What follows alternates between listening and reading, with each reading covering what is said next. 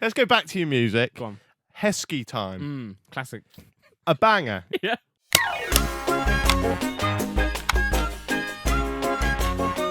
Randolph, you're a YouTuber. I am. I do that. This is what I'm here for. It's a model pro, I am. Let's strip it back. Let's go back to the start. You've known KSI, JJ, for a long time. Yeah. Is that how you got into YouTube? Yeah, pretty much. Well, I wouldn't say I got into YouTube because of him. I was on YouTube at the same time he was on YouTube, you know. Okay, so how did your paths cross? So I used to be involved in like the FIFA community and the COD community. I would make music, post it to my YouTube channel back in the day, and I would just like trying to figure out a way where I could grow the audience. So I would literally go to like content creators and say like, do you want to use my music in the background, or do you want me to create a song for you? And they would usually say yes. I mean, back then, if someone wants to make you, if you get someone saying, "Can I make a song about you?" You're like, oh, go on then. Why not? So I used to do that as my method. And then JJ used to. I didn't know JJ directly at that time. I was doing. I don't know if were you like around in the FIFA community days? I wasn't part of that community, but I've been on YouTube since day dot. Basically, yeah. So like, do you know Phil Potto or Barca Boy?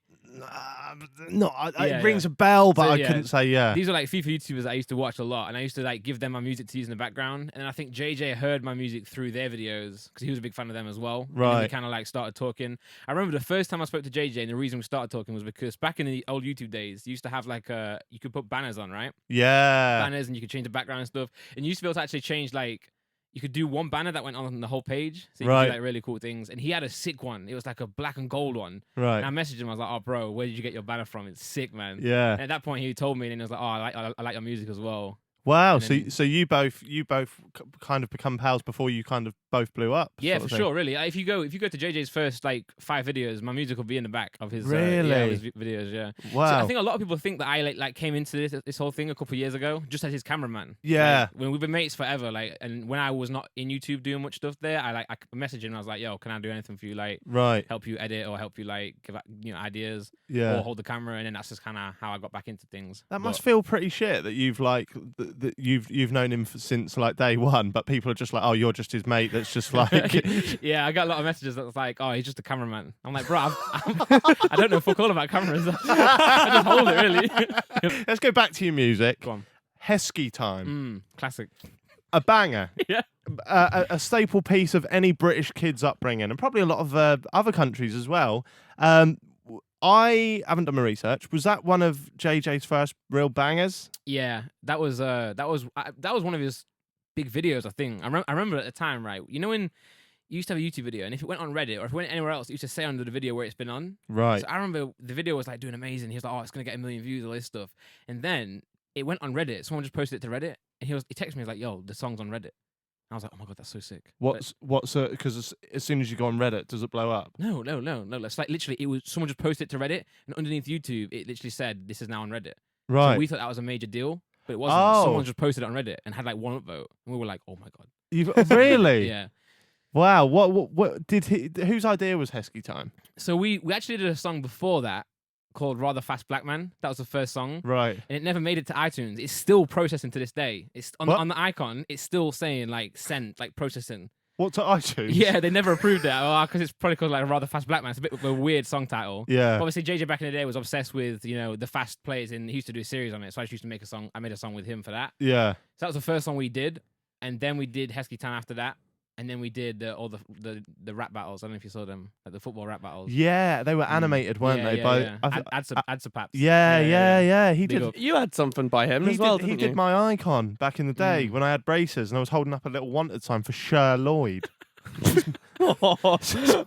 Different time back then. Yeah, it was. You've it moved was. on. What was you have spoken about Heskey Time before on this show, haven't Yeah, you? I'm Alex. Bloody knew all the lyrics. They to love it, man. Meme and all them, like they love the song. Yeah, it's gone down in like YouTube sort of folklore, isn't it? I think they did a video where they were doing the e-boy applications, Right. and I signed up to it. But in the video, they were like, "Oh, if he does it, he's in." And I was like, "Does what?" And then they want me to do the Heskey Time, like rap the Heskey Time, and I didn't do it. I did some other like cringe skit where I was like saying, "I'm friends with the Sidemen. I'll give you all the intel if you can let me join." Yeah. But I wasn't aware they wanted me to do Heskey Time. Oh, So when you meet like a lot of fans and stuff, is that a topic of conversation that they? Sometimes, yeah, sometimes it depends. That like a lot of the kids now, or a lot of the fans don't know it. It's like it's. I will be honest, yeah. Like I never really grew up with JJ's content. Like I know because I went into FIFA content. That's what it was. Yeah. It's just, if you're into FIFA, you'd be there, and a lot of people work. It's football, isn't it? But all of my mates and like even people that like aren't YouTube fans at all, like they will know that song and they will. Did you sing it and rap it and he lip synced it? No, so I wrote the whole thing. I literally made the song. I did the beat. I wrote everything in it, and he did like one section at the end where he's talking about. He does a bit where he's acting as Heskey, doesn't he? Yeah, that's the part. Yeah. But no, I did the track, and then we worked on it together though. So he gave me all the puns. Usually when I work with a song like JJ or someone who at the time doesn't do music or anything like that, they would give me all the puns and everything they want. Yeah. Then I would like write it into the song.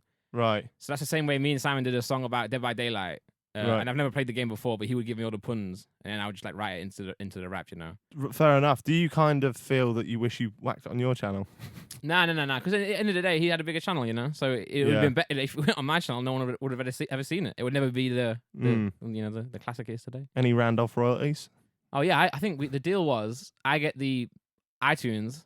Oh. And he gets the video. That was the deal back then. Oh wow. Which and also, it came out on Christmas. It came out December time. On iTunes, and it was amazing because we got to number 3 on the hip hop iTunes store, right? Which back then was ridiculous. Yeah, and iTunes went away for Christmas and didn't update the charts, so we got to number 3 and we were stuck there for like 2 weeks. Oh mad! Yeah, we were just third for like ever. Well, I'm not going to be a cunt and go how much did that earn because that's not what I want to know. But do you know out of the 2 platforms who ended up? Because I'm interested because you took the deal. I want to know who came off better in that deal. I think if I didn't take it off like iTunes and Spotify, it would probably now be doing.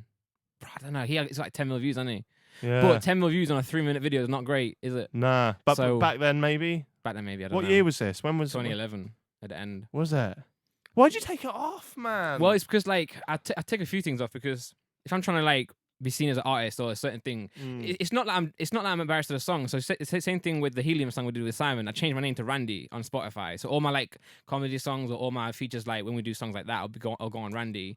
And then Randolph will be on my serious stuff. And it's not because I'm like not proud of the music. It's more so, say if I'm in like a meeting with like Spotify, obviously if I'm working with JJ and like Simon, those songs that I work with them are gonna get more plays and more like recognition. So they're gonna go to my top 5 on my Spotify. Yeah. So if I'm in a meeting with like some like Spotify executive and he plays the first song and it's the Helium song, he's gonna be like, "What the fuck is this?" Yeah. So even it's so weird you said that because on the way up I was with Alfie, who's out there, and he helps me with my videos and stuff.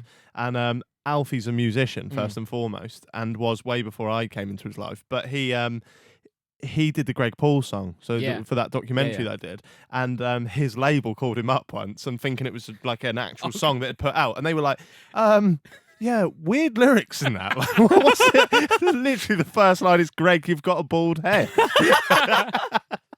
We just booked you for Latitude. Can you mind not doing that one? Yeah, it's an understandable thing to not want associated with your normal music. Have you been on your Spotify recently? I'm sure you check it every day. I mean, you're saying it as if... So I searched... No, not log in. I mean, you're specific. So searching yourself on Spotify. Yeah. I went on yours to try and find out when your first song was, the year, researching. Oh my God, the jazz guy. What is that? So for listeners, if you go on Randolph's Spotify and see discography, you go right back, and it's like something in 2010 or something, or 2006. Robert Randolph or something like that. Jazz guy, just some guy singing, and I was like, oh, he sounded quite good. I don't know why he started rapping. I probably should care about this more than I do. I got it split I got it split at some point. So he was on my page. He's now on his own page, but some of his tracks are still there on mine. I think they got confused. And also his merch is on my Spotify. I need to talk to JJ's manager and get it just like cleaned off. But What, is he still knocking about? What, Robert Randolph? I think so, yeah. What, doing music? Probably. It's probably like I've seen a surge in his place. The issue is that what I don't realize is that I'm always like, people are not going to go listen to that because it's not me. But when you play like shuffle play, it will come up. Yeah. So I need to sort that out. I'm going to do that right now. Please, if you ever do a tour with JJ again, can you just fuck off for one song and have that guy come out? Just start doing like a soul track. New Age 2, KSI and Robert Randolph.